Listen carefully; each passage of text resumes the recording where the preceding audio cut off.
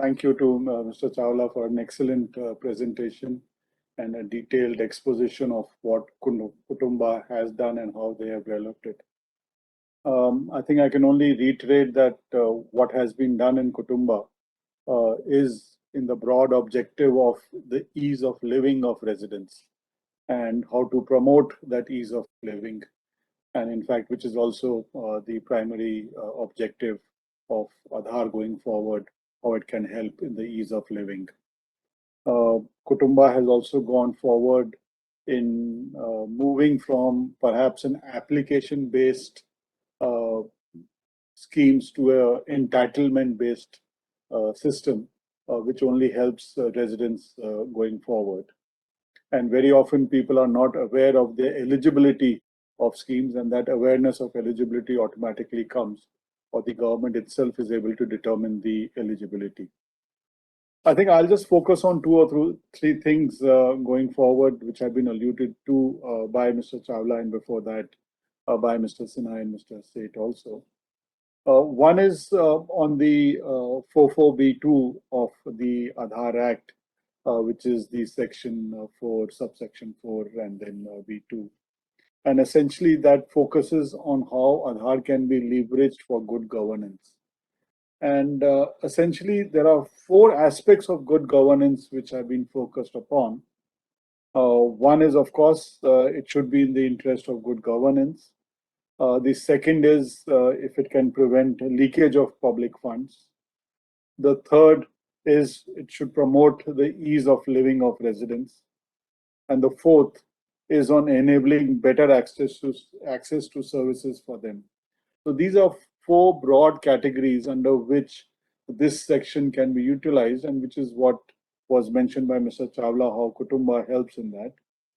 And the mechanism for that could also be the usage of digital platforms to ensure good governance. So this is a digital platform that has been developed, which enables good governance. So we already have more than 100 odd schemes or programs across the country which are utilizing the 44B2, the good governance rules for improving delivery of services. So we would be very happy, I can only confirm that to look at how this section can help in better delivery and transforming delivery of services on the ground.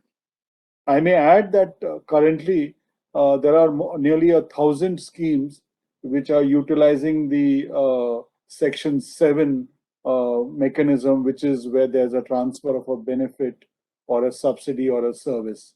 So where that apart is there, which is 1,000 odd schemes. And then there's a third mechanism, which is on the, if there is any act which mandates the use of Aadhaar for improving good service, that of course is there.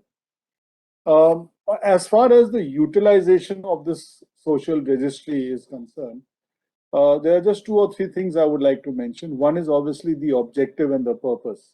And that needs to be very clear that it's in the broad arena of good governance and ease of living of residents, which in the case of Kutumba and many of the other cases, it conforms to that broad purpose. The second area that we have to perhaps at least keep it in the back of the mind is the issue of having a consent of the beneficiary before we give any schemes.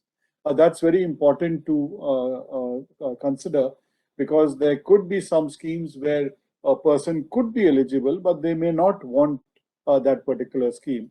So we have to be cognizant of taking that consent at the time of delivery of the services. So while we may formulate the scheme, we may have the Kutumba or other such social registry, but we just need to be careful about the need to take the consent of the beneficiary that they are interested. It might be that they are not aware of the scheme, so that awareness would necessary, but that consent is one thing which I would just like to flag.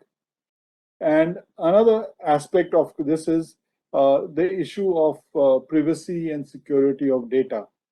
This has been highlighted in the past.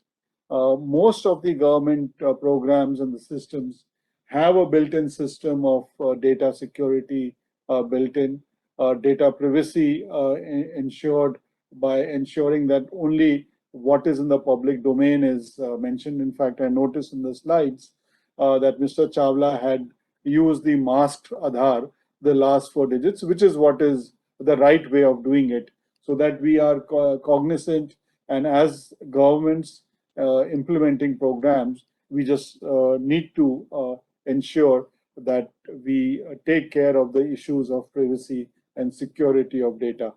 Security of data, I do mention because of the possibility of various mechanisms used for entering databases, etc.